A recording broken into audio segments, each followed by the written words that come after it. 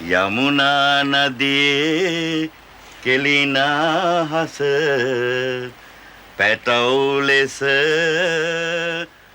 තොස වඩවමින් තොල් විවරව පෑවහස උපමා කළොත් දෙව්ලොව දෙව් ලියන් මිස පරදන්නට නොහැක සුරදුව බිමට බැස. කවුද නෙමේ? මේ දෙන්න තමයි අපි ගේ ගත්තේ. පිස්සුද දෙන්නට?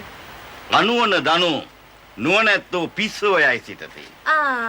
ඔහෙලා මේ කියන්නේ ඔහෙලා නුවණැත්තෝ කියලා. තම නැනපම නින්දත යුත්තේ.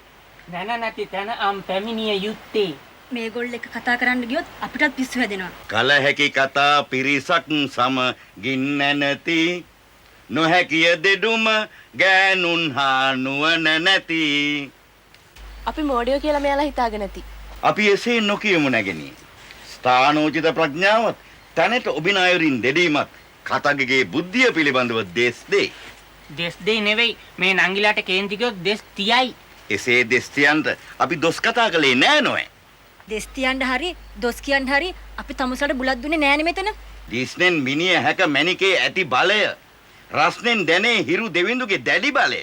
ප්‍රශ්නෙන් පෙනෙන්නේ මෑලගේ ගොන්කමය නස්නෙන් මොලේ රෝ නිති කල හැක සුවය. නස්නයක් කරන්න උන් ඉස්සලා තමුසට ඔය පිස්සු ගතිය අඩු වෙන්නත් එක්ක.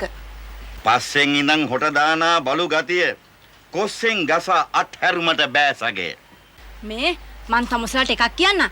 තමුසලට අපේ ගෙදර ඉන්න ඕන නම් ඉස්සෙල්ලා කටවල් පොඩ්ඩක් පරිස්සම් කරගන්න. වහපන් උඹේ කමකට නැති හැකරකට නැත්තම් ඒකේ පාඩුව සිදු වෙන්නේ මට. අයිපබ දන්න පුහුණුව ඇති කරලා මට කළපාපයට හෙන ගහනව ගුරු තොට. සමා වෙන්න ඕනේ නගේ මට. මේක හොඳම ගෝලයා මගේ. මූ මේම හිටියට හරිම දක්ෂ සංගීතයට. සංගීතය කියන එක පිටනවද මේ වගේ වාචාලයින්ට? කට හැකර වුණාට අත හොඳට හුරුයි වාදනයට. පාරේ බජවද දාන්නකොටද හම්බුනේ ගුරුතුමාට? පාරේ බජව් දාන්නව කමක් නෑ මට. මම අවුරුදු ගාණක් බාත් කණ්ඩ සංගීතය ප්‍රගුණ කරලයි ආවේ ලංකාවට. ඔච්චර දක්ෂයෙක් නම් ඉතින් කරපු ගෙහෙල් මලක් පෙන්නනවක අපිට. කාට පෙන්නුවත් මං කැමති නෑ පෙන්වන්න ගෑනුන්ට. කට වහගනී කියලා බයටද? පෙන්නුවොත් කට ඇරේ ඉබේට. ඒ තරම් අතහුරුයි වාදනයේට. වාදනයට විතරක් නෙවෙයි මගේ අත හුරුයි ඒකට.